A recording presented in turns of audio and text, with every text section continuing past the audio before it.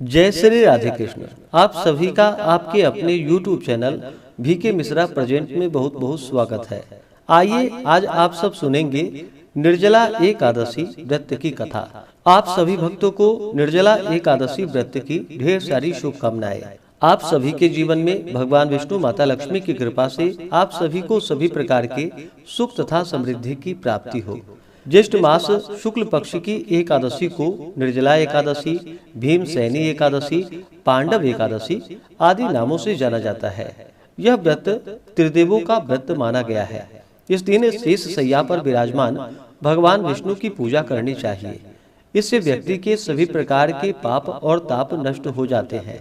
यह व्रत बड़ा ही कठिन माना गया है। इस व्रत में बिना अन्न और जल का रहना पड़ता है। जो भी भक्त सच्ची श्रद्धा के साथ इस व्रत को धारण करते हैं, नियमों का पालन करते हैं, कथा श्रवण करते हैं, भगवान की आरती करते हैं, तो उन्हें सभी 24 एकादशियों का पुण्य फल प्राप्त होता है। तो आइए सुनते हैं निर्जला एकादशी व्रत की कथा। तो बोलिए प्रेम से भगवान विष्णु की जय, माता लक्ष्मी की जय, एकादशी माता की जय, सर्व देवी देवता की जय। बहुत समय पहले की बात है। एक समय महर्षि वेद व्यास जी महाराज युधिष्ठिर के यहाँ संयोग से पहुंच गए। महाराज युधिष्ठिर ने उनका समुचित आदर सत्कार किया। अर्घ्य और पाद्य देकर सुंदर आसन पर बैठाकर षोडशोपचार पूर्वक उनकी पूजा की। जब महर्षि सब प्रकार से निश्चिंत होकर बैठ गए, तब भीमसेन ने हाथ जोड़कर उनसे कहा कि हे भगवान, मैं बड़ी आपत्ति में पड़ा हुआ हूँ, दया कर आप मुझको इस आपत्ति से बचाइए। भीमसेन के ऐसे वचन को सुनकर महर्षि व्यास हंसते हुए बोले कि हे भीम, क्या बात है, निसंकोच तुम मुझसे कहो। भीम ने कहा कि हे प्रभु, महाराज युधिष्ठिर, धनुषधारी अर्जुन, विचारवान सहदेव और बहादुर नकुल एवं सौभाग्यवती महारानी द्रौपदी इत्यादि सभी लोग एकादशी का व्रत करते हैं और मुझे भी विवश करते हैं कि तुम भी एकादशी का व्रत करो। महाराज, आप तो जानते ही हैं कि भीमसेन का जीवन अन्न पर ही आश्रित है। एक दिन भोजन न करने की बात तो अत्यंत दुष्कर है। एक क्षण भी बिना खाए नहीं रह सकता। तब आप ही बतलाइए कि किस प्रकार यह मेरा धर्म संकट दूर हो। भीमसेन के ऐसे वचन को सुनकर व्यास जी ने कहा, मानव धर्म की संपूर्ण कथा मैं तुमको सुना चुका हूँ। साथ ही वैदिक धर्म की कथा भी तुम्हें सुना चुका हूँ और यह भी बतलाया और समझाया है कि कली काल में वे समस्त धर्म कार्य करना असंभव नहीं तो कठिन और दुष्कर तो जरूर है। अस्तु मानव जीवन के कल्याण के निमित्त मास मास की कृष्ण पक्ष एवं शुक्ल पक्ष की एकादशियों का व्रत अवश्य ही करनी चाहिए। बिना इन व्रतों को धारण किए प्राणी मात्र का कल्याण नहीं होता है। महर्षि व्यास के ऐसे वचन को सुनकर भीमसेन अपनी धर्म भीरुता के कारण बेंत के समान कांपने लगे और अत्यंत ही भयभीत होकर बोले कि हे प्रभु, यह तो ठीक है, परंतु व्रत का रखना और भूखा रहना तो मुझे मृत्यु से बढ़कर है, सो भी हर महीने में 2 बार। हे भगवान, अब आप कोई ऐसा व्रत बतलाइए कि जिसमें ज्यों-त्यों कर एक दिन भूखा रहकर ही मैं पापों से मुक्त हो जाऊं। भीमसेन के ऐसे वचन को सुनकर महर्षि वेद व्यास जी ने कहा, अच्छी बात है, मैं तुम्हें व्रत बतलाता हूँ, उसको करो। इस एक ही व्रत का पुण्य फल मास मास की समस्त एकादशियों से बढ़कर होगा। महर्षि के ऐसे वचन सुनकर भीमसेन प्रसन्न हो गए और हाथ जोड़कर कहा कि प्रभु, कहिए और शीघ्र कहिए कि वह कौन सा व्रत है।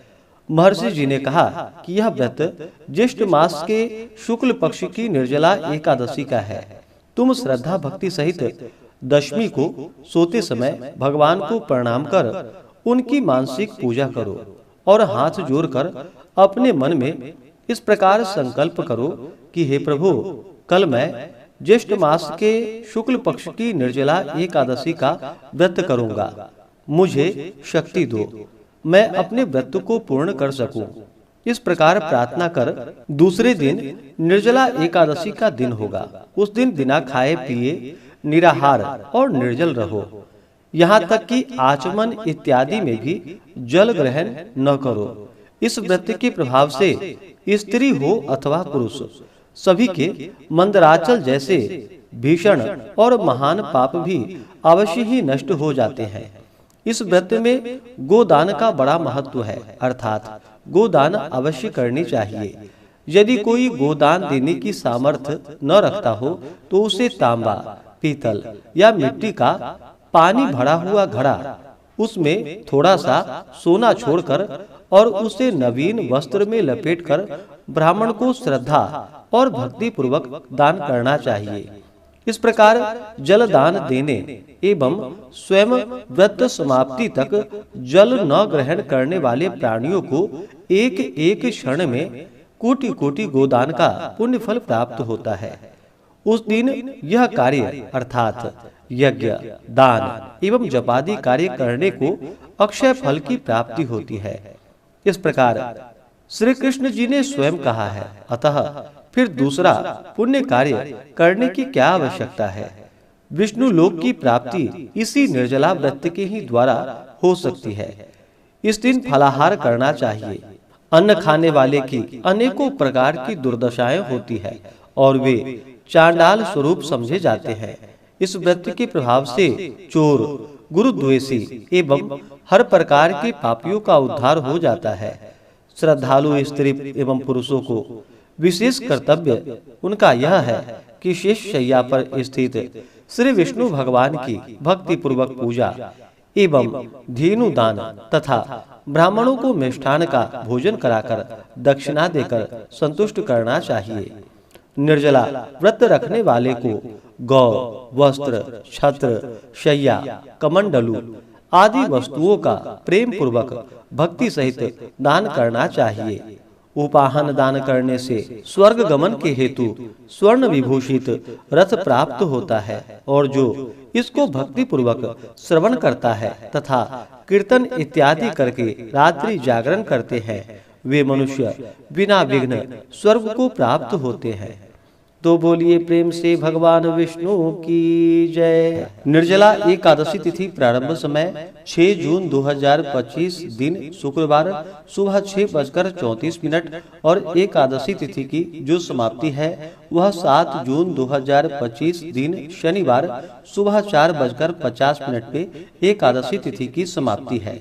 और द्वादशी तिथि समाप्त जो कि 8 जून 2025 दिन रविवार सुबह 7:20 पे द्वादशी तिथि की समाप्ति है। वैष्णवों को द्वादशी युक्त एकादशी का व्रत धारण करना चाहिए। ऐसे में इस बार एकादशी का व्रत 2 दिन पर रहा है। 6 जून को अस्मार्थ के लिए जो कि एकादशी का व्रत है और 7 जून को वैष्णवों के लिए एकादशी का व्रत धारण किया जाएगा। एकादशी व्रत पारण के लिए बतलाया गया है कि हरिवासर समाप्त होने के बाद व्रत का पारण करना चाहिए और द्वादशी में करनी चाहिए। 7 जून को हरिवासर समाप्त होने का समय सुबह 11:28 पे हरिवासर समाप्त होगा। ऐसे में जो भी भक्तजन 6 जून को व्रत धारण करने वाले हैं वो सभी 7 जून शनिवार के दिन व्रत का पारण दोपहर 1:44 से शाम 4:31 तक व्रत का पारण करेंगे। और जो भी 7 जन को व्रत धारण करने वाले हैं वो सभी 8 जून को व्रत का पारण सुबह 5:25 से सुबह 7:15 तक व्रत का पारण करेंगे। निर्जला एकादशी व्रत का पारण तिलेन पारणम यानी कि तिल से व्रत का पारण है। सफेद तिल या काले तिल का प्रयोग करें। यह संभव ना हो पाए तो आप जल, फल या तुलसी दल से व्रत का पारण करें। 6 और 7 जून को ब्रह्म मुहूर्त का समय सुबह 4:02 से सुबह 4:42 तक होगा। सूर्योदय का समय सुबह 5:08, सूर्यास्त शाम 6:47 होगा। प्रातः काल पूजा का शुभ मुहूर्त 6 और 7 जून को सुबह 4:22 से सुबह 5:23 तक होगा और शाम को पूजा का मुहूर्त शाम 7:17 से रात्रि 8:18 तक होगा। 7 जून को द्विपुष्कर योग सुबह 5:23 से सुबह 9:40 तक होगा और सर्वार्थ सिद्धि योग जो कि सुबह 9:40 से शुरू होकर के अगले दिन सुबह 5:23 तक सर्वार्थ सिद्धि योग होगा, जो कि बड़ा ही अच्छा योग बन रहा है। 6 और 7 जून को अभिजीत मुहूर्त का समय सुबह 11:52 से दोपहर 12:48 तक होगा। 6 जून को राहु काल का समय सुबह 10:11 से सुबह 11:56 तक होगा। 7 जून को सुबह 8:32 से सुबह 10:14 तक होगा और 8 जून को शाम 5:04 से शाम 6:17 तक होगा। राहु काल समय के दौरान कोई भी शुभ कार्य या नया कार्य नहीं करना चाहिए, इस बात का ध्यान रखें। जो भी व्रती हैं, व्रत को धारण करने वाले हैं, उन्हें दशमी के दिन से व्रत में नियम का पालन करना चाहिए।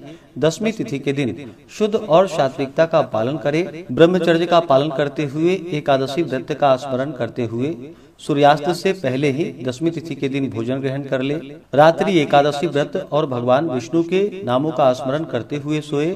सुबह ब्रह्म मुहूर्त में उठ करके नित्य क्रियाओं से निवृत्त होकर के गंगा नदी में या घर के नहाने के पानी में ही थोड़ा सा गंगा जल मिला करके स्नान आदि का कार्य करना चाहिए। शुद्ध वस्त्र धारण करके व्रती को व्रत का संकल्प लेना चाहिए कि आज मैं निर्जला व्रत धारण करूंगा और फिर दिन रात्रि अन्न और जल दोनों का त्याग करके व्रत को धारण करना चाहिए। भगवान विष्णु का, माता लक्ष्मी का पूरे विधि विधान के साथ पूजन करना चाहिए। इनका गंध पुष्प धूप दीप आदि से पूजन करें। भगवान को तुलसी दल अर्पित करें। काले तिल चढ़ाएं। नैवेद्य में दूध से बने हुए वस्तु, अभी के मौसम में मिलने वाले ऋतु फल आदि का भोग लगाए। विशेष करके इस दिन भगवान को ककड़ी का भोग लगाए। जल से आचमनी करवाएं। मुख शुद्धि के लिए पान पत्र, सुपारी, लौंग, इलायची के साथ में अर्पित करें। इस प्रकार करके एकादशी की रात्रि जागरण करते हुए समय को व्यतीत करना चाहिए। इस प्रकार भगवान का पूजन करें। एकादशी व्रत का कथा श्रवण करें। भगवान की आरती करें। इस दौरान विष्णु सहस्त्र नाम, विष्णु चालीसा, पुरुषोक्त आदि का पाठ या श्रवण करें। भगवान विष्णु के नामों का स्मरण करें। ओम नमो भगवते वासुदेवाय या श्री कृष्ण गोविंद हरे मुरारी आदि जप जहाँ तक हो सके करते रहें और एकादशी की रात्रि जागरण करते हुए समय को व्यतीत करें। द्वादशी की सुबह उठ करके स्नान करके शुद्ध वस्त्र धारण करके भगवान का पूजन और आरती कर ले। ब्राह्मणों को भोजन करवाए। ब्राह्मणों को दान और दक्षिणा दे। समय के अनुसार फिर व्रत का पारण करना चाहिए। इससे व्यक्ति के सभी प्रकार के ताप और पाप नष्ट होते हैं तथा भगवान विष्णु की विशेष कृपा प्राप्त होती है। व्रती को व्रत के दौरान किसी के ऊपर क्रोध नहीं करनी चाहिए। अपने मन में किसी के प्रति ईर्षा या द्वेष का भाव नहीं लाना चाहिए। ब्रह्मचर्य का पालन करना चाहिए। इस व्रत में दिन रात्रि निर्जला रह करके व्रत को धारण किया जाता है। अगर किसी भक्त के प्राणों पर संकट बन आ पाए तो ऐसी अवस्था में जो कि गौ की आकार में आकर के जिस प्रकार से गौ पानी पीती है उस प्रकार से एक थाली में जल रख करके अपने घुटनों के बल बैठ करके उसके बाद गौ के आकार में आकर के जल ग्रहण करना चाहिए। अगर प्राणों पर संकट बन आए तो ऐसा करना चाहिए, नहीं तो इस व्रत में अन्न और जल दोनों का ही त्याग करने का बतलाया गया है। तो आशा करता हूँ कि यह जानकारी आपको अच्छा लगा हो। इसी प्रकार से ज्ञानवर्धक जानकारियाँ प्राप्त करते रहने के लिए, व्रत पूजा के बारे में जानने के लिए, कथा को सुनने के लिए चैनल पे अगर आप पहली बार आए हैं तो चैनल को लाल बटन दबा करके सब्सक्राइब करें। साथ में बेल आइकन घंटी को दबाएं ताकि आने वाली वीडियो का नोटिफिकेशन आपको समय से मिलता रहे। वीडियो को लाइक करें, शेयर करें। सुखी रहें और स्वस्थ रहें। जय श्री राधे कृष्ण। धन्यवाद।